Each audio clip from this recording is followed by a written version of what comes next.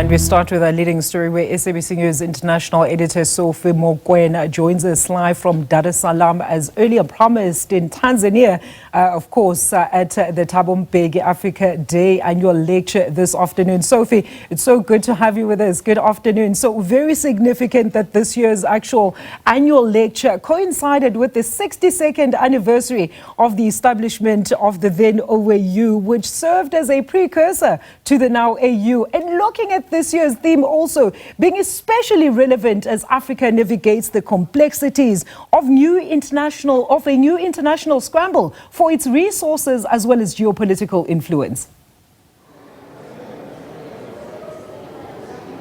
You are correct, Alicia. I think ahead of Africa Day tomorrow, the Thabo Mbeki lecture here in Dar es Salaam, the focus was about the revival of the African continent and perhaps taking forward the dreams and the aspirations of the founding fathers of the Organization of African Unity, and that was turned, or that was transformed into the AU as we know it today.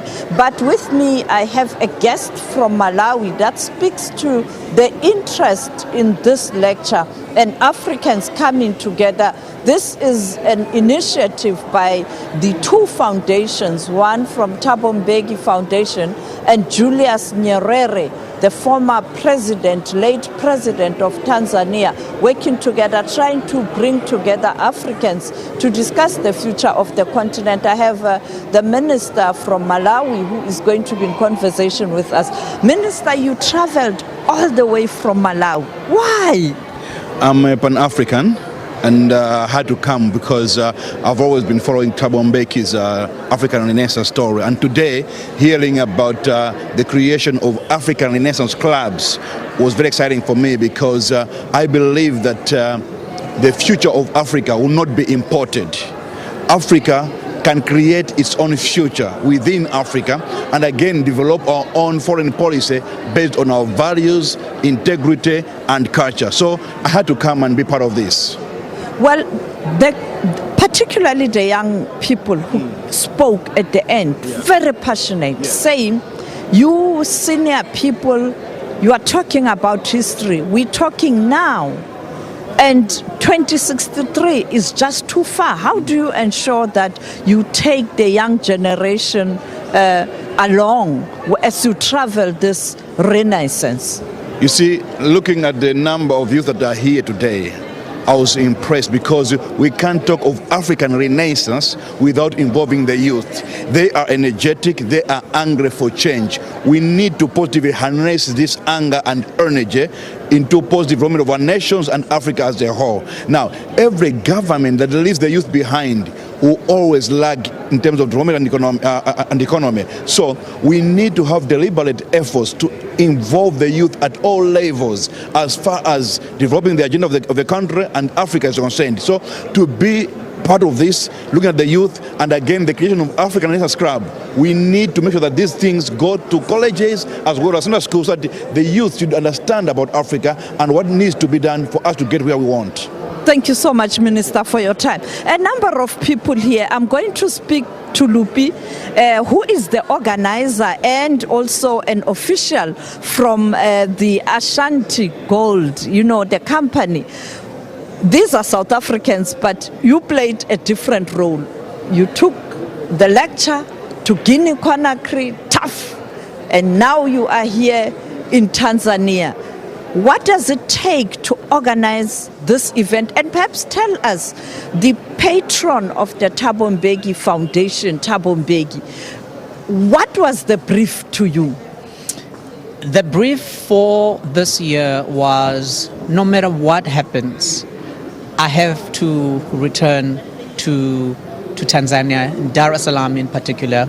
President Mbeki was very clear. He doesn't want to go to Dodoma. He wants to go back to Dar es Salaam. He wants to reconnect. He wants to walk the path. He wants to go back to where it all started, because for him, this is over and above the nature of the relationship that exists between the two countries. But it was through Tanzania that he actually managed to get to the rest of the world.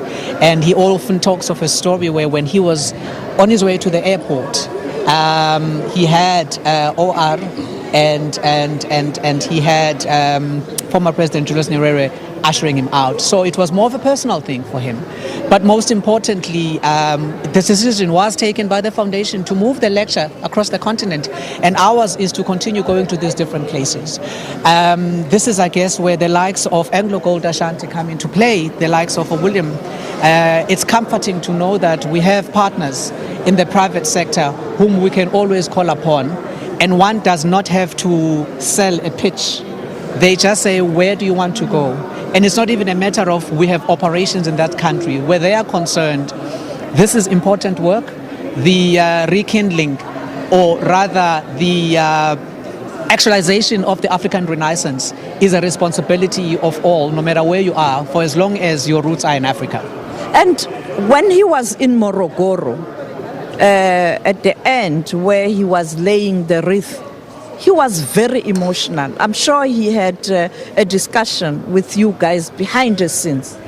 It was an emotional thing. In fact, at dinner that evening, as we were seated, I could see it in his eyes, and he continued to relay the stories. And what continues to bother him is how, for some reason, we have somewhat, when I say we, I mean us as South Africans in particular, we have somewhat taken a stance of being negligent about that history. We don't take it as important as it should. It is within that spirit that, once again, I'm not throwing Anglo Gold Ashanti under the bus, but the good news is that now there are talks from that, and he has urged and he has requested that Anglo Gold Ashanti helps in putting out a documentary documenting that history, so that we can then go back and have that conversation, and it be fashioned in the form of a documentary that would be educational, so that all of us can understand why Tanzania is important, why all these other parts of the continent are important. And to tell that story, you know where to go. Oh, absolutely, absolutely, absolutely. How important is this project? It is critically important for us, the project of African Renaissance, in that we as Anglo Gold Ashanti, we're a global organization. However, we operate in several African countries, including Tanzania, including Guinea. Remember, we're with you in Conakry, including in Ghana and in Egypt. It is important in that we feel that business has a role to play in unifying Africa. Business has a role to play, particularly when it comes to investment, because we are operating here, we are working with communities and governments. So it's also important that as business, we participate in programs that develop and enhance Africa to what it should be.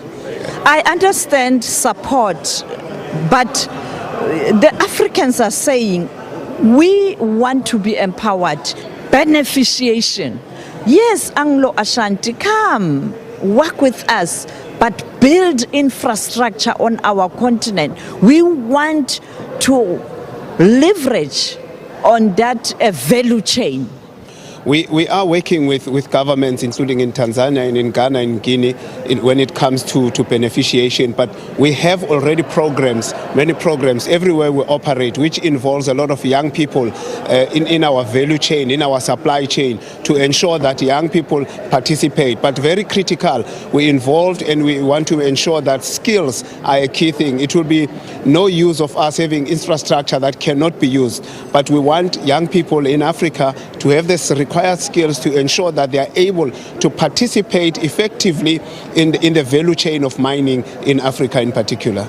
Thank you so much. There you have it. Quite a very important day. I'm trying to look around who's available. I saw many South Africans here, including the former Member of Parliament, Dr. Mbuyiseni Ndlozi, and also the young people from South Africa, interest, and also young people from Tanzania. This venue was full. to the rafters, young people and the response and the attention. So you can see that the youth on the continent, they are really, really eager to learn, but also to change this continent. Back to you in studio. Thank you so much there to Sophie Mokoena, SABC News International Editor. She was actually joined by quite a few guests there at the annual Africa Day lecture that is taking place in Tanzania in Dar es Salaam this year.